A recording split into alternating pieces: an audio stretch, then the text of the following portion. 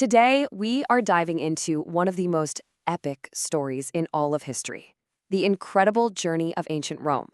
We're going to trace its path from a mythical city, supposedly founded by wolves, all the way to a global superpower that literally shaped the world we live in today. And it really all starts with this one question. Because the story of Rome isn't just about legions and emperors. It's about an idea. It's about an identity that was forged in the fire of myth, conflict, and sheer ambition. Okay, so let's rewind. We have to go right back to the very beginning, to the story that the Romans told themselves about where they came from. And trust me, it's a wild one, involving gods, a protective she-wolf, and a deadly fight between two brothers. I mean, just picture this scene for a second. You have these twin baby boys, abandoned, just left to die, but they're rescued and raised by a wolf. They grow up with this big, shared dream to build the greatest city the world has ever seen. But that dream just shatters in a moment of anger, and Romulus kills his own brother, Remus, to become the first king of this new city, Rome. You know, whether or not this story is literally true, that's almost beside the point. What really truly matters is that this is the story the Romans believed about themselves. They saw themselves as a people born from struggle, destined for greatness, and driven by a relentless and sometimes ruthless ambition. So after Romulus, Rome was ruled by a line of 7 kings. Some of them were great builders, others were total tyrants.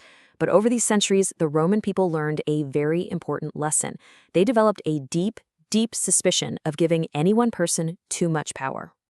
And that suspicion, it finally boiled over with the very last king, a guy they called Tarquin the Proud.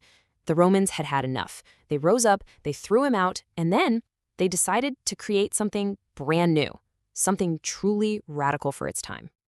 And that radical new thing was called the Republic.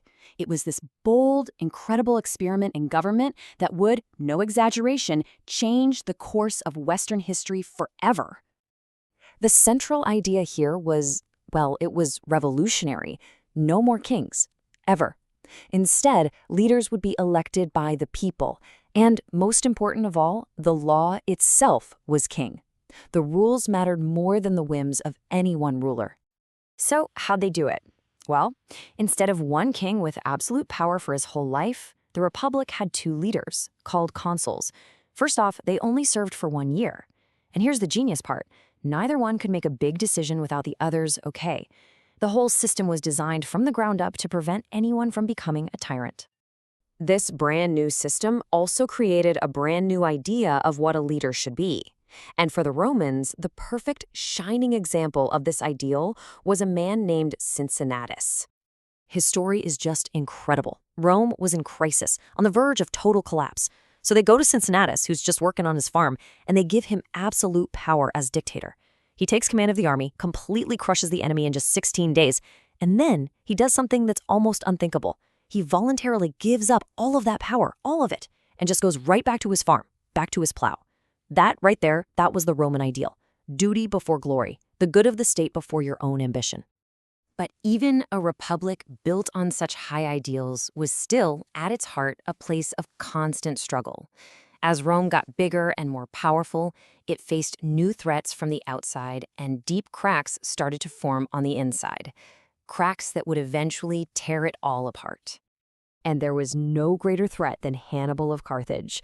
I mean, just look at his journey. He took an entire army with war elephants from Spain over the massive Pyrenees Mountains, through the treacherous Alps, and slammed right into the heart of Italy. It was an absolutely audacious, almost impossible military campaign that brought Rome to its knees. But Rome, somehow, refused to break. It bent, it adapted, and in the end, it defeated Hannibal. But here's the irony. Winning the war created a whole new set of problems.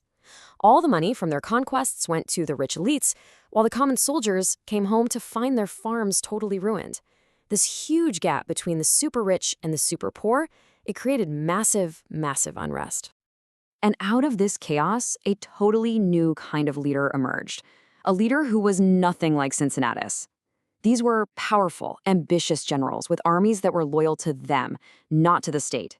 Men like Julius Caesar, who saw the Republic's weakness as their big opportunity to grab power.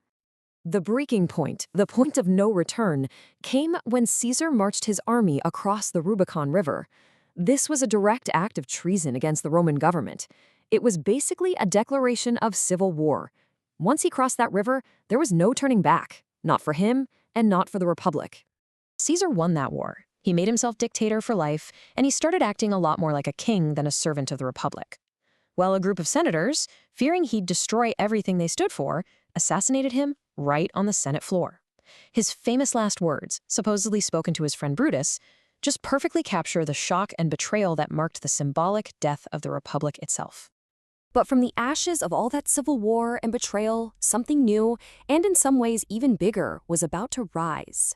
Caesar's adopted son, Augustus, would become the very first Roman emperor, and he would kick off a new golden age. And under the emperors, Rome became the dazzling center of the known world. I mean, just try to imagine it.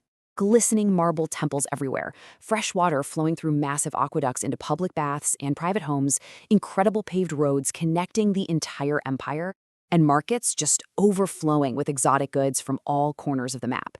This was a superpower at its absolute peak.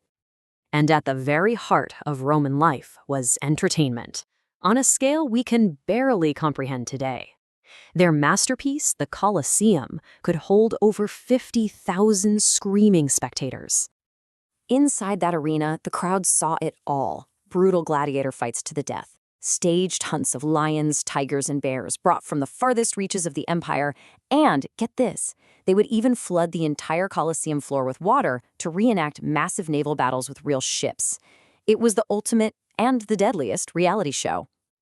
And yeah, it's easy for us to look back at the sheer violence of it all and be shocked. But the basic human impulse behind it, the thrill of watching elite athletes in a high-stakes competition surrounded by a roaring crowd in a massive stadium, that's something we can still recognize today. So, in the end, what is Rome's legacy?